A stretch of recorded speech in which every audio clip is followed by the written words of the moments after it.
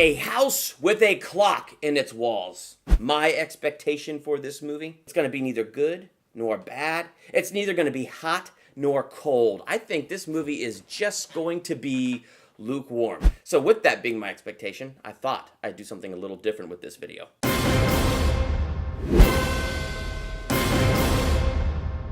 Welcome to Durbania. I'm Durbin, and eventually this will be my spoiler-free review for A House with a Clock in Its Walls. But because my expectations for that movie are just a wee bit mediocre and low, I've had a lot of requests on my channel for things like, you know, a behind-the-scenes tour of my studio, a day in the life of Durbin, so that's what this video is. As I get ready for A House with a Clock in Its Walls, this is what a typical day looks like for me in terms of my video editing, getting set up to go to the review, and all of that fun stuff. So I thought this would be a totally different and fun thing to do leading up to this. So right now, I'm gonna try to knock out this Kung Fu Panda theological analysis, edit this thing down so that I can take this footage presently, load it on this computer, and start laying that stuff out. Next, I'll give you a little studio tour.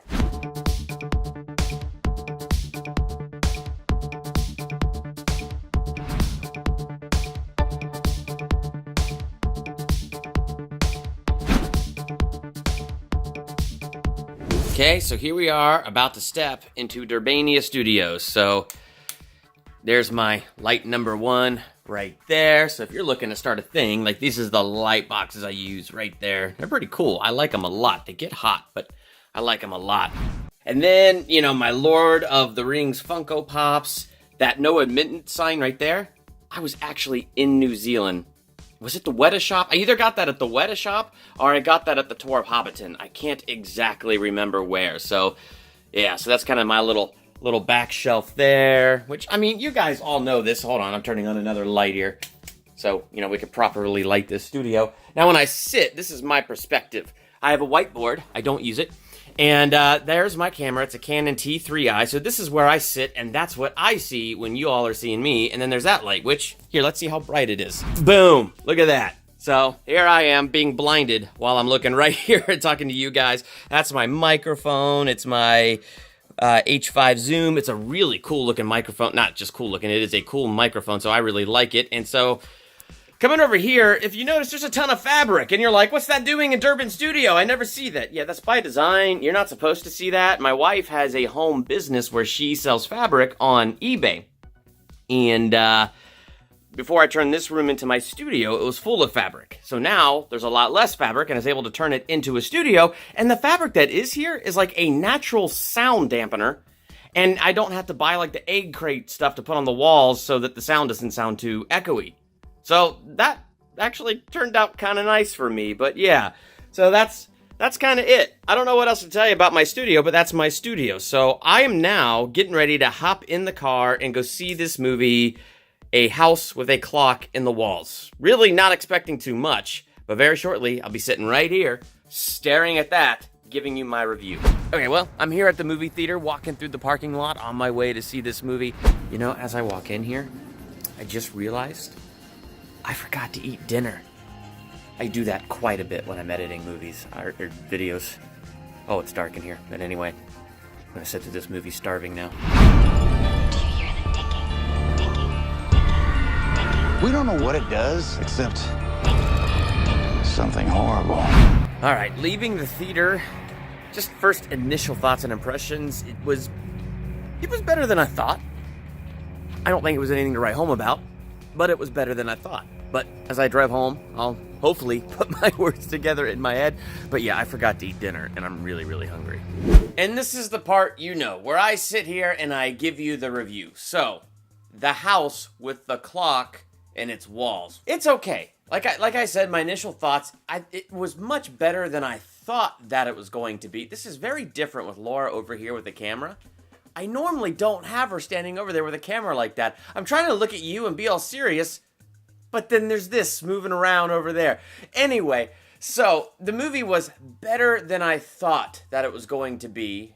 And so I had a bit more fun with it than I thought I was going to have. But nonetheless, it's really not the greatest thing. Like, I don't know, I felt confused while I was watching it. So first, let me hit some of those positives. By far, the best parts of the movie were Jack Black, Cate Blanchett, and that kid who played Lewis. Like, by far and away, they were the best parts of the movie. And my favorite stuff was watching Jack Black and Cate Blanchett trading insults back and forth. Like, they had a great chemistry, and it was awesome. Their lines were hilarious, and there really were a lot of great, lighthearted, funny moments. You had your pee and your poop jokes, but they were magical pee and poop jokes. And I must be immature because I did laugh at some of those jokes. And the kid Lewis was a great actor. Like, as he's playing this character, Lewis, he was just hilarious, had some great lines. It was good. Now, when he would try to cry and be emotional in certain parts, I didn't really buy into it, but yeah, I don't know. It was like one of those movies I didn't get that deep anyway, so, like, it was kind of weird.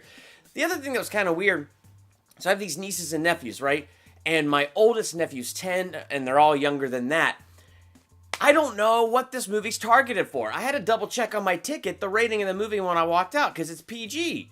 So there were parts of it like, oh yeah, Lewis the kid is hilarious. Jack Black being Jack Black and Cate Blanchett was pretty. Like, there's some parts where it's like, yeah, I could definitely see that that's a PG movie. And then there were these other parts that were so freaking dark.